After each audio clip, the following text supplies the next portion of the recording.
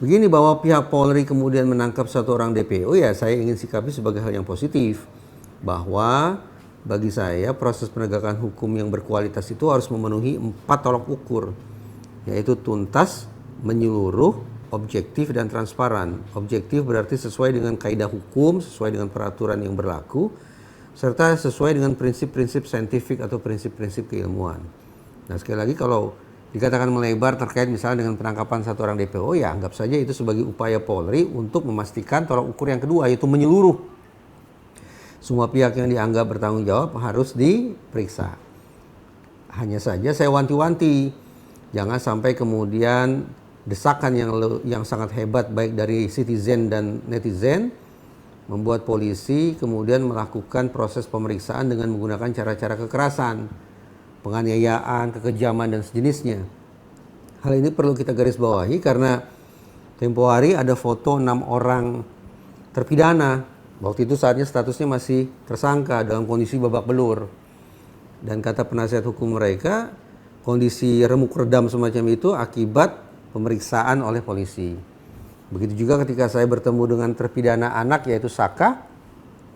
Dia katakan ke saya berbagai macam bentuk kekejaman, penganiayaan yang dikenakan kepada diri dia. Nah, itu sebabnya sekali lagi saya hanya ingin berpesan atensi yang sangat luas dari masyarakat terhadap kasus ini. Mudah-mudahan menyemangati Polri untuk bekerja secara prosedural, proporsional, dan profesional.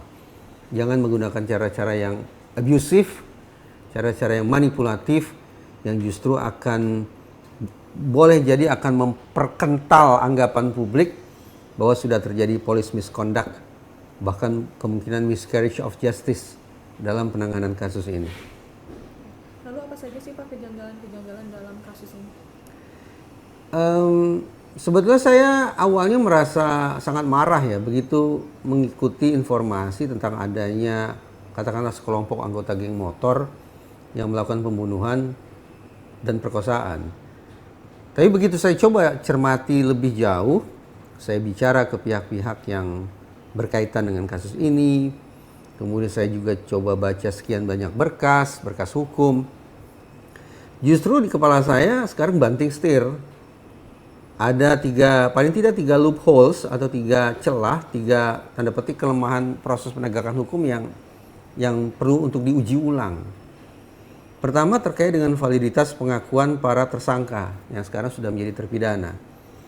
Kalau memang mereka itu diinterogasi dengan cara-cara intimidatif, cara-cara kekerasan, maka saya mengatakan validitas pengakuan mereka itu justru berpotensi sangat rendah. Kenapa? Saya dari disiplin psikologi forensik menyimpulkan barang yang paling merusak proses pengungkapan fakta itu adalah ketika otoritas penegakan hukum melakukan proses penanganan kasus dengan cara-cara membongkar pengakuan atau mencari pengakuan. Cara-cara semacam itu memaksa orang untuk mencari-cari sesuatu di dalam kepalanya, ingatan-ingatan di dalam kepalanya. Padahal riset yang mengatakan bahwa ingatan manusia sangat mudah terfragmentasi dan terdistorsi. Nah, sekarang kita bayangkan kalau kemudian proses penegakan hukumnya terlalu diforsir untuk mencari pengakuan atau keterangan, maka sekali lagi validitas informasi yang didapat oleh polisi boleh jadi akan sangat-sangat rendah. Itu loopholes pertama. Loopholes yang pertama ini mengirim pesan bahwa daripada mencari pengakuan, lebih baik melakukan uji-uji saintifik dengan mengecek alat-alat bukti lainnya. Tapi justru saya temukan indikasi loophole kedua, yaitu terkait dengan narasi perkosaan. Dalam perbincangan dengan Direskrimum Polda Jabar, dan kebetulan saya juga sempat membaca berkas, memang tercantum ya, eksplisit diucapkan ada kata sperma. Ketika berbincang dengan produser film Vina pun, dia meyakini bahwa ini perkosaan. Asalnya dari mana saya tanya? Kenapa yakin bahwa ini perkosaan? Pertama, karena setelah menyimak pernyataan Linda yang konon dirasuki oleh arwah almarhumah dan menyebut adanya perkosaan. Dan juga karena si produser menyebut ditemukan sperma pada tubuh almarhumah. Respon saya begini, ini loophole kedua ya. Apakah serta-merta sperma itu merupakan bukti perkosaan? Belum tentu. Sperma itu bisa datang sebagai akibat dari aktivitas seksual yang forceful, yang penuh dengan paksaan. Kalau itu yang berlangsung, maka memang itu pidana, bisa jadi itu perkosaan. Tapi kalau ternyata sperma datang sebagai akibat dari aktivitas seksual yang konsensual, yang mau sama mau, maka ya itu jelas bukan perkosaan. Dengan demikian, pertanyaan yang tidak terjawab adalah, sperma yang ditemukan pada tubuh korban ini sperma yang didahului oleh aktivitas seksual yang forceful, ataukah didahului oleh aktivitas seksual yang konsensual? Kan tidak terjawab. Apakah sperma itu akibat perbuatan mau sama mau, ataukah akibat paksaan? Tidak terjawab. Yang kedua, ada 13 laki-laki dalam kasus ini. 8 orang masuk bui, 4 orang buron, 1 orang sudah diamankan, dan 1 laki-laki lagi, yaitu yang pihak yang disebut sebagai pacarnya Vina. 13 laki-laki. Pertanyaan, itu sperma siapa? Tidak bisa pukul rata, 13 orang atau 12 orang pasti melakukan perkosaan. 11 orang, 12 orang, 9 orang melakukan mau sama mau, tidak bisa. Jadi tidak terjawab.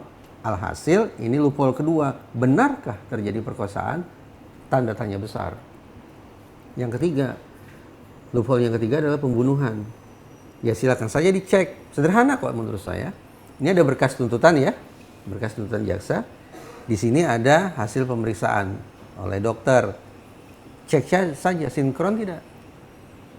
Sudah barang tentu berkas tuntutan harus mengacu pada hasil kerja pemeriksaan dokter kan, harus mengacu pada kerja saintifik. Sekali lagi, trauma yang tercantum dalam berkas tuntutan samakah atau justru berbedakah dengan hasil pemeriksaan dokter, hasil pemeriksaan rumah sakit? Silakan dicek, cari 2 berkas itu, hasil otopsi dan visum serta berkas tuntutan, bandingkan isinya. Trauma pada tubuh korban sama atau berbeda? Yang jelas, kalimat saya cuma sampai di situ ya, tapi yang jelas yang ingin saya katakan ini adalah loophole ketiga. Nah, berangkat dari 3 loophole itu, saya mengatakan sepertinya memang harus dilakukan eksaminasi ulang di kepolisian. Bahkan lebih jauh setelah menerima informasi dari penasihat hukum dan mantan terpidana anak, saya membayangkan eksaminasi boleh jadi juga perlu dilakukan oleh lembaga-lembaga penegakan hukum lainnya, baik itu oleh kejaksaan maupun oleh Mahkamah Agung. Tapi kalau mengacu pada 3 loophole yang saya katakan barusan, maka eksaminasi itu sangat perlu dilakukan paling tidak oleh kepolisian. Back to square one, kembali ke titik nol. Untuk menjawab 2 pertanyaan, benarkah terjadi perkosaan dan benarkah terjadi pembunuhan?